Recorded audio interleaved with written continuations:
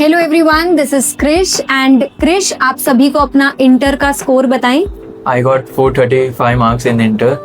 ये जो रिजल्ट है, he is only missed all India rank by 4 marks, but उससे भी कुछ बहुत बड़ी अचीवमेंट उन्होंने करी है। He scored 77 marks in audit.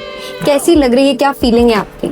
Like audit मेरे लिए पर्सनली बहुत स्कैरी सब्जेक्ट था स्टार्टिंग में, तो लगा नहीं था कि कैसे भी 77 तक स्कोर पहुंच जाएगा, but yes I got it eventually, तो अच्छा लग रहा था। आई थिंक हमारी एक हफ्ते पहले बात हुई थी एग्जाम से। व्हाट डिड यू से टू मी एग्जैक्टली, एंड उसके बाद में कैसी आपकी वहां से लेकर एग्जाम डेट, एग्जाम राइटिंग तक की फीलिंग रही है, जरा वो डिस्क्राइब करें। मैंने मैम को मैसेज किया था, तो like I was not having कि कैसे करना, ये सब हो ही नहीं रहा, इतना बड़ा सिलेबस है, अभी मैं एग्ज़ाम के एक वीक पहले अटक रहा हूँ इतना, तो एग्ज़ाम टाइम पे क्या होगा, दैट्स ऑल।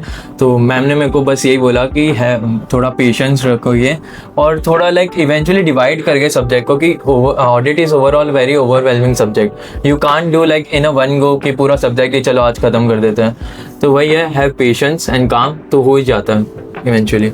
तो ये जो इतना ओवरवेलमिंग बड़ा सा सब्जेक्ट है, सबको आखिरकार एक ही प्रॉब्लम आता है कि चलो इसको आखिर हम रटें कैसे। So what do you think कि इसे एक प्रैक्टिकल अप्रोच से लेना चाहिए या फिर रट्टाफिकेशन? अंडरस्टैंडिंग वर्सेस रट्टाफिकेशन, what is your advice to the kids? I guess अगर रट्टाफिकेशन में जाओगे तो ये कभी नहीं होने वाला, तुम स्कैर्ड ही होते रह जाओगे और होगा भी नहीं। बट इवेंचुअली लाइक मेरे इन माई केस पहले मैं था, सब कुछ नया, यार ये क्या हो रहा है। Then after some time I was feeling like कि I am in the shoes of auditor, तो मैं उस हिसाब से ही थिंकिंग डेवलप हो गई कि यार अगर मैं इस केस में होता ऑडिटर बन के तो मैं क्या करता। तो सब्जेक्ट इंजॉयबल हो गया, थोड़ा फन हो गया मेरे लिए। एंड येस, प्रैक्टिकल अप्रोच से जाओगे तो ही तुम्हारा सब्जेक्ट बहुत अच्छे से होगा, वरना तो कुछ भी इधर उधर पेपर हो गया लेफ्ट राइट, तो तुम भी लेफ्ट राइट हो जाओगे। मतलब वही ऑडिट का नाम है कि वो थियोरी ओवरलोड है और वो बड़ा बोरिंग सब्जेक्ट है। बस नजरिया बदल के देखिए आप पूरा, अगर आप थोड़ा पर्सपेक्टिव बदलेंगे अगर इस सब्जेक्ट को देखकर, तो ये बड़ा खतरनाक सा सब्जेक्ट आपको बड़ा क्यूट सा सब्जेक्ट लगने लगेगा। ऑन द टॉपिक ऑफ खतरनाक and cute, I need you to tell everybody one standard that will haunt you forever. The one standard that will haunt me was like 300 की series, वो like very crazy, पल्ले नहीं पड़ता था क्या था, assessment का risk आप assess नहीं कर पाता। ओके, तो सबसे क्यूट स्टैंडर्ड कौन सा लगता है? सबसे क्यूट वाज फॉर मी ऐसे 505 एक्सटर्नल कंफर्मेशन, सबसे क्यूट लगता था, छोटा सा था और जैसे ही आता था मन खुश हो जाता था कि ये ऐसे पढ़ना है। एक्सटर्नल कंफर्मेशन, फोन घुमाना है, फोन अ फ्रेंड करना है और बातें करनी है। I think ICAI has a very set standard of how a student should write the paper. So to match their presentation, what steps did you take कि आपका पेपर थोड़ा आंसर की से मैच करें? क्या किया उसके लिए आपने? फर्स्ट थिंग मैंने ये डेवलप किया कि मेरे को पता होना चाहिए क्या पूछा है और उतना ही लिखना है। लाइक तुम एक्स्ट्रा भी लिख लोगे या कम भी लिख लोगे तो none of them will go not work. तो and secondly I did was कि मैंने पेपर्स देखे, पास्ट पेपर्स, लोगों ने कैसे क्या आंसर्स लिखे और ICAI ने किस बेसिस पे उनको मार्क्स अवार्ड किए, उससे इवेंचुअली मेरे को आइडिया आया कि किस टाइप की प्रेजेंटेशन होनी चाहिए। Okay, wonderful. तो अब आप जो बच्चे ऑडिट पढ़ रहे हैं उनके लिए कुछ सक्सेस मंत्रास बताइए कि भाई what worked for you and what should work for them. Okay, तो in for me I guess I always believe to have faith and everything will fall in place. That's the success mantra for me.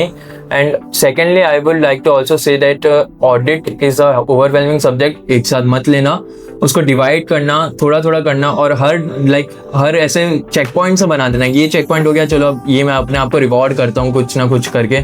I was like कि मेरा ये हो गया, चलो मैं 5 minutes के लिए स्क्रॉल कर सकता हूँ अपना phone. That's what. Nice.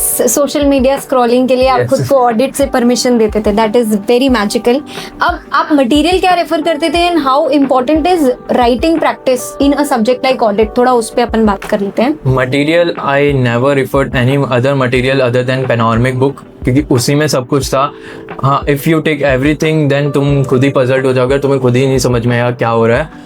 And secondly for writing, in my case जहाँ मेरे को लग रहा था यार ये तो बिल्कुल नहीं आ रहा, थोड़ा थोड़ा राइटिंग से हो जाता है इवेंचुअली। पहले डर लगता है कि नहीं होगा, बट इवेंचुअली 2-3 बार करोगे तो हो जाएगा।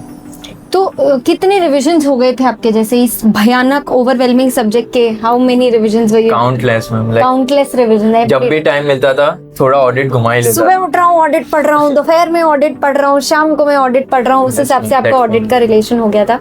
कोई मेमोरी ट्रिक बच्चों के लिए, anything that you used specifically?